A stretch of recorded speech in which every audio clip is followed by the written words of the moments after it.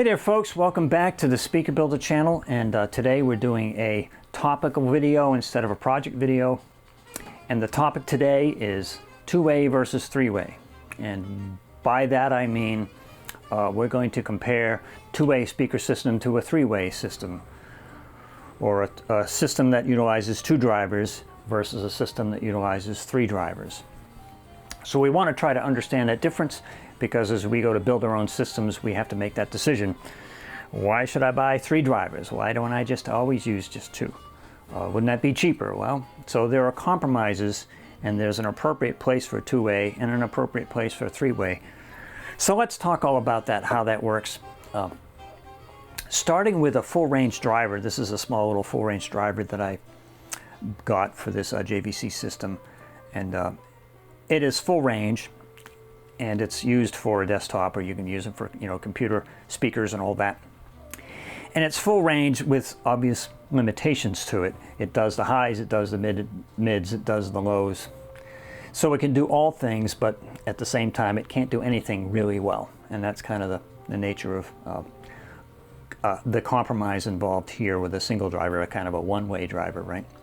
So if we want to go advance beyond a single full range driver, we're going to have to develop drivers that can maybe, on the one hand, do high frequencies better than this driver, and then on the other hand, do low frequencies better.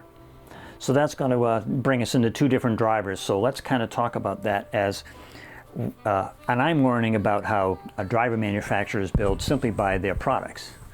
So I'm making some presumptions, because I've simply rarely ever seen drivers designed otherwise. I'm making the assumption that when we go to make a quality high frequency driver, we are limiting ourselves. Whether the necessity is there or not, that's what manufacturers do.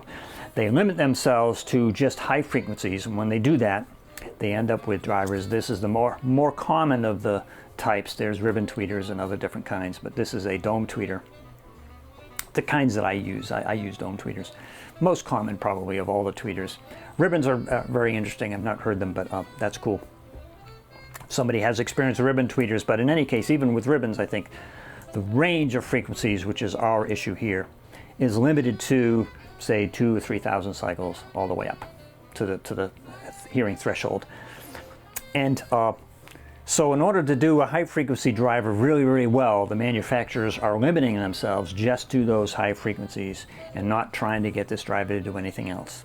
That is, to not try to get this driver to extend down to 1,000 cycles, 500. This driver does have a resonant frequency. I don't know about this one, but some of these have a resonant frequency, a lowest frequency in the 500, 800, maybe 1,000 cycles. But the response curve doesn't flatten out usually until about 2,025, 3,000 cycles.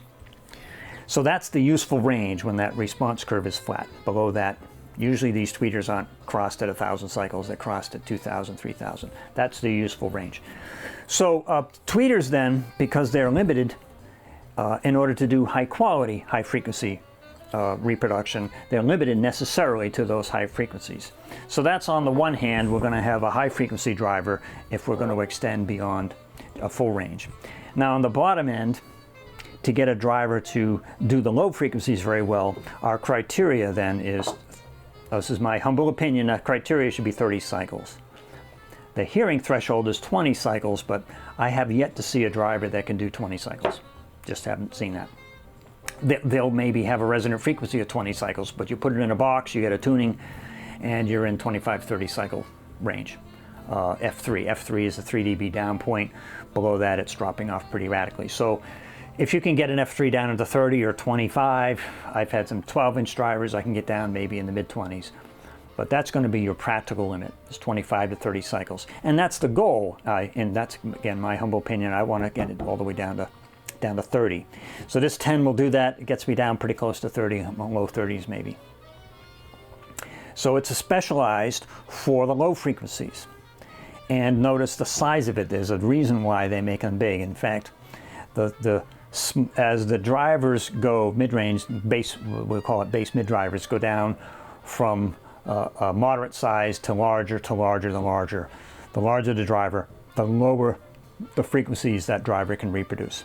So in an ideal world, and again, my humble opinion, we want to get down to 10 as a minimum, or 12. I have a 12-inch driver off camera here that we can look at that can take us down. This will have a resonant frequency in the low 20s. And so we can get right down there.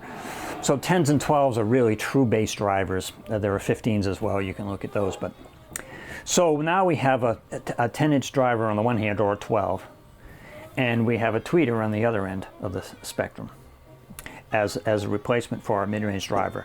And what we end up with then, with these two drivers, we end up with a hole in the middle. It's kind of up at this upper range, but we end up with a hole here. This mid-range, this bass mid driver will produce frequencies flat, maybe up to, I'd have to check the spec, but for this particular driver, but it will go up to about 1,000 cycles best case, and then it's dropping off.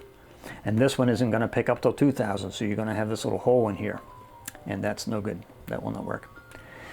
So one of the workarounds then is to add a third mid-range driver.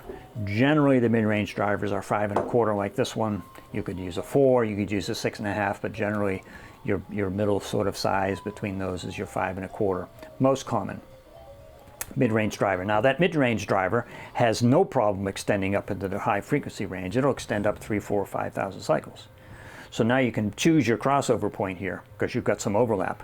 This one will extend up to here, this one extends down to there. You can pick your crossover point. And generally with a mid-range driver like that, you're going to pick a crossover point about 3,000. And that will get you at least 2 octaves above the resonant frequency of this driver, which might be 800 or something. It's between a 500 and 1,000 is most of my tweeters. So we end up now with 3 drivers though. Now the other thing is that this mid-range driver will be asked to handle those mid-frequencies all the way down to about 100 cycles, or 150 in that range, so that the bass driver is then not burdened with having to try to do the mid-frequencies. It's only going to do the bass.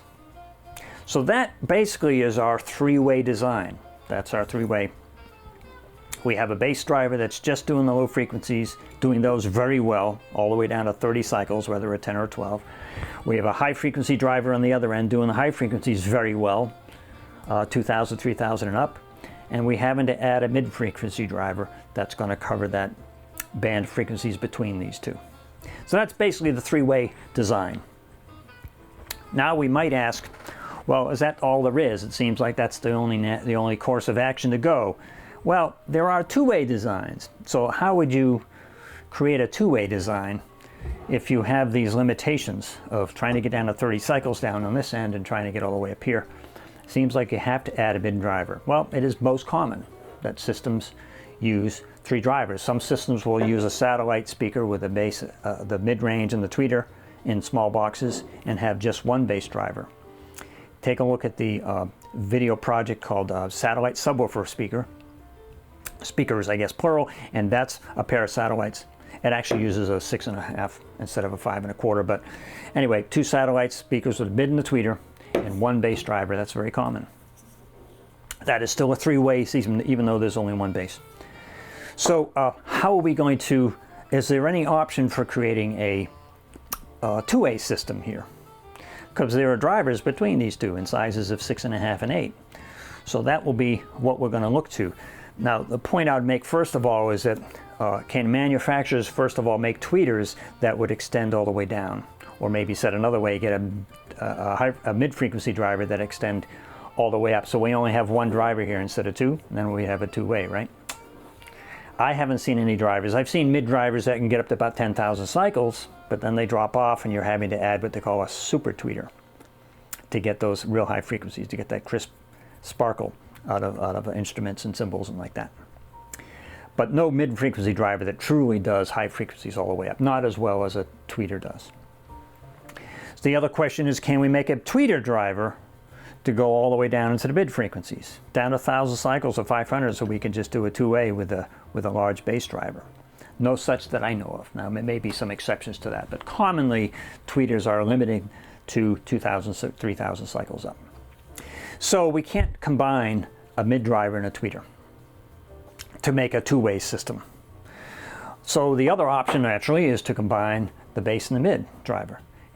You know, develop 1 driver that's going to do both of these things. Now, of course, 2 drivers can do more than a 1 driver, and that's just the way it is. If we select 1 driver, it's going to have to be smaller than a 10, and it will be larger than the 5 1/4. And we'll get into something that can do both of these things. Now, naturally, you're not going to be able to do both of these things as well as these 2 drivers will. So there's some compromise. So that's basically what a 2-way system is. It introduces some compromises in the system for the sake of going from 3 to 2. And so the first kind of driver that's being utilized for the 2-way is a 6.5 driver. Now you have a 6.5 driver and a tweeter. And the 6.5 driver is trying to do the low frequencies well, and it's obviously able to carry. It may not be obvious to y'all, but to me, it's obvious that a 6.5 driver is going to be able to extend well into the high frequencies so that it can be crossed over here very, very well. No problem at 6.5. Most 6.5 drivers will be flat right up to 3,000-4,000 cycles. Check each driver. Every driver is different, but for the most part, most 6.5s will work very well for 2-way. And I'll give you an example of a 2-way system, 6.5 2-way system. You go look at the project called Alex's Speakers. That's a 6.5 2-way using SB drivers. And they came out really well, and I used a very big box, a 20-liter box for the size of the driver.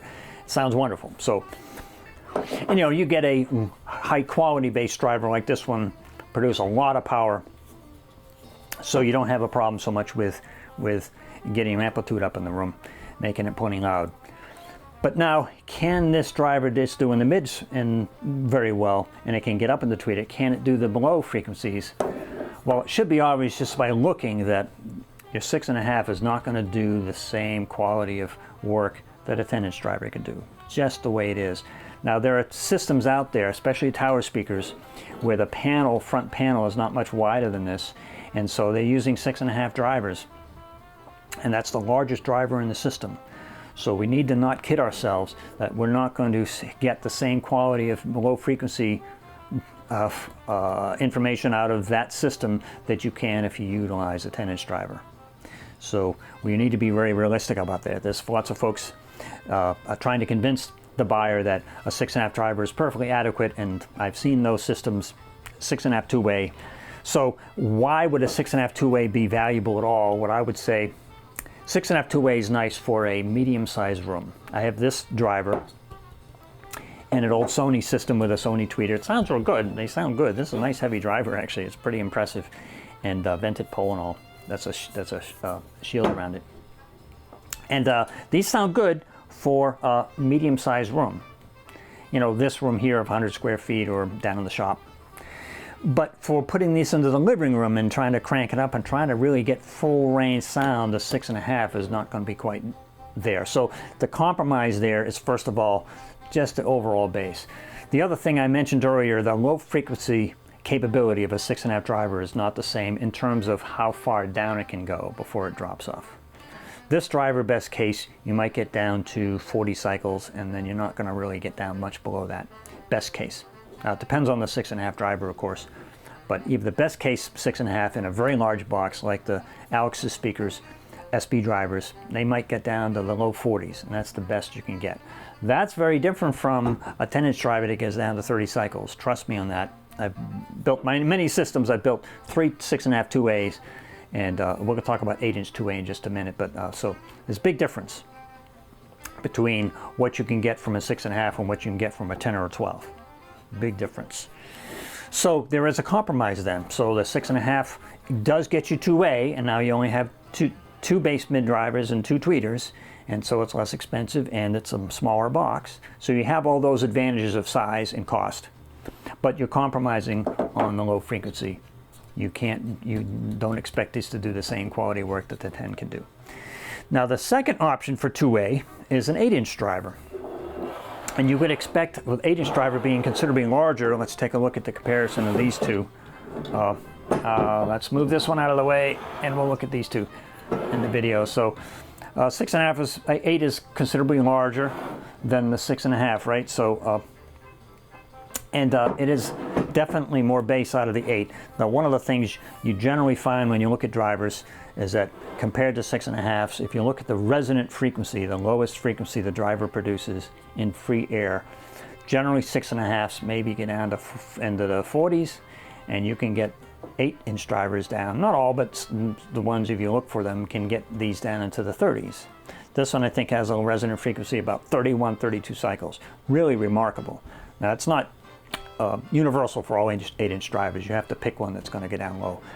But so first of all, you'll get a lower resonant frequency, and hence you'll get this 8-inch driver to go down lower into the frequency spectrum before it drops off than with a 6.5. So you're just going to get more bass. And the other thing, the character of the bass out of a 6.5 versus an 8 is far superior in the 8. And so if you've really heard a lot of 8s and a lot of 6.5s, as I have, you recognize right away the improved bass response. Not just the fact it goes down a little lower, that's part of the story, but the other is just the size of the driver. It just makes better bass. Just the way it is. The size matters when it comes to bass. It really does. So here, the 6.5, you compromise some of that bass for the sake of size. When you're talking 8, the box I'm going to put these in, these are in for my, and I'm rebuilding these, and I'll show you that's an upcoming video for an update. If you want to look at the original video of what these came out of, it's called Active Speakers. It's 8-inch 2A. The bass response on these is wonderful, and no 6.5 system. Just trust me, no 6.5 system can compare to it even close. But the size of the box is 40 liters as opposed to 20 liters. So this, if we're putting this in a really big box, you're talking 20 liters is 40 liters, twice the size. That's a big box. So you do get much better bass, but so you can begin to see the compromises involved here. I don't know if it's the same money, a little bit more money for the 8 versus 6.5, but a much better bass, but a much bigger box. And so that's some of the stuff involved, but you can very successfully do a 6.5 2A. Obviously, that's pretty easy to do. And they work well for smaller rooms. If you want to get into a larger room, I put my 8-inch 2A passive speakers into my living room and tried those out doing testing out speaker wire recently for that video that I call Speaker Wire. But that 8-inch 2-way system cranked up really does impress. It's really quite remarkable that it can really fill a large room. And it's just a single 8-inch driver and a tweeter. So you really can't do that with a 6.5. So you have to go, if you really want to do big sound and get in and fill a big room, you've got to, and you want to do 2-way, you can do 8-inch. Now, to do an 8-inch 2-way, there are some challenges. As I said before, the 6.5s, most of these 6.5s respond pretty flatly up to the 2 or 3,000, and you can easily cross them over. You don't have any hole here between the two. Whereas an 8-inch driver, there are 8-inch drivers out there that come up to 1,000 cycles and then fall off, just like 10s and 12s. So you have to carefully select an 8-inch driver if you're going to do a 2-way system. Not all 8s are designed for 2-way. There's a I'd love to do this project. It's a Dayton Audio driver, 8-inch driver. It's called a reference driver. It's $60, $58 something. And it's got nice flat response right up to 2,000 cycles, and it gently rolls off. And that would be perfect. And it gets down to 30, in mid-30s resonant frequency. And the system frequency, the F3, I think is 34 cycles. And it requires a 40-liter box, so it's equivalent to this. This one actually has a bump at 2,000. It goes flat, and then it bumps at 2,000 a little bit, which I didn't like, but it doesn't sound problematic into my ears. But that Dayton Audio would be even better. Then I'd buy that one. You can't get these anymore, but that's the trouble, is these drivers disappear pretty quick. So anyway, that's the 8-inch 2-way. You have to carefully select. I'm trying to get this 8-inch driver down to 30 cycles to emulate a 10-inch driver. But of course, again, as I said, 2 of these against 110. The 10 smoked these 2 8s. The 10 sounded better. 110 sounded better than 2 8s. So there's nothing like size when it comes to bass response. Having said that, a pair of 8s done well would sound great. Now, for me, again, I'm into large vented alignments. So it means a pair of 40-liter boxes. And I have a tower speaker project in mind for doing that develops a pair of 40-liter boxes that are tall, that's just 9 inches across. And the mid-driver sits at the top of that box and the tweeter right up at the very top.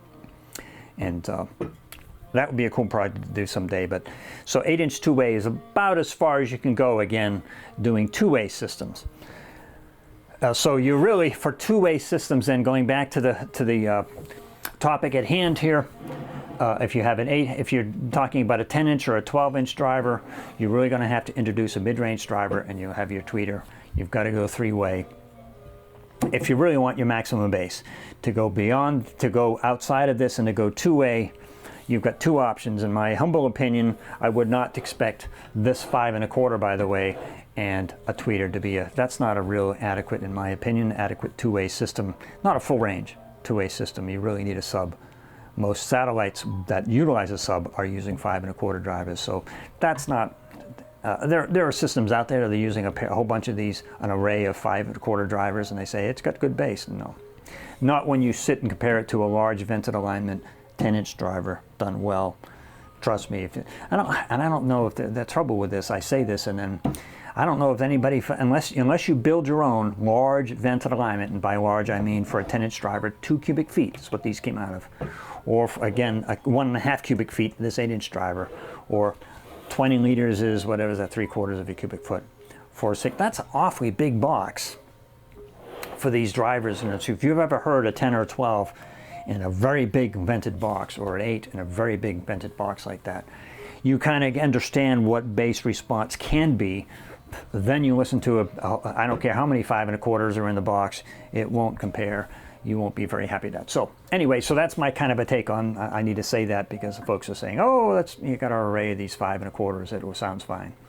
Not if you've really heard good bass. Anyway, so this is not a full range two-way, in my humble opinion.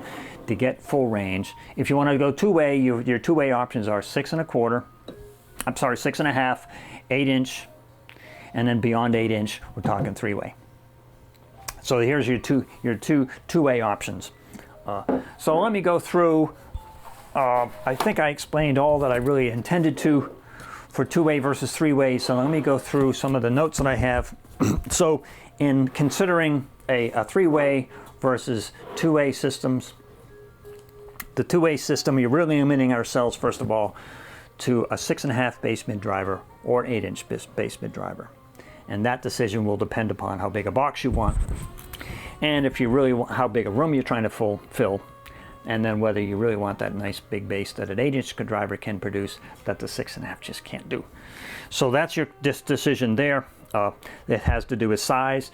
For this for these two-way systems, they're small to medium-sized boxes. Obviously, with a three-way, you're either got a pair of very small satellite boxes, and you're having one large bass box, 10 or 12-inch bass driver and a single sub box, or you're doing a pair of three-way systems. So that's obviously medium to large.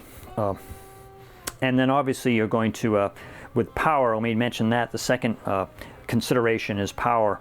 Obviously with a 6 1/2 two-way, you're not going to be able to produce as much volume, sound pressure level in that system versus the 8-inch two-way or versus a three-way. So this is going to be in the small to medium-sized rooms, small to medium-sized power for a 6 1/2 two-way or 8-inch two-way. Versus a three-way, you're obviously you're going to be able to produce much more power and fill a much larger room. And then again, cost, third consideration is cost. Obviously there's a lower cost when you're building two-way systems.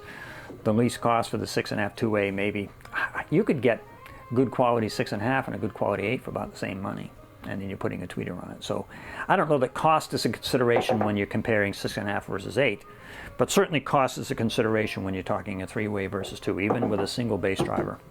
You're now buying 5 drivers instead of 4. Here you're buying 4 drivers, as this is just one side, right? So two bass mid and 2 tweeters, or 2 bass mid, 2 tweeters. Here you're buying maybe 2 mid and tweeters and 1 bass, or I always do 2 bass. So my three-way systems are 2 bass boxes in it.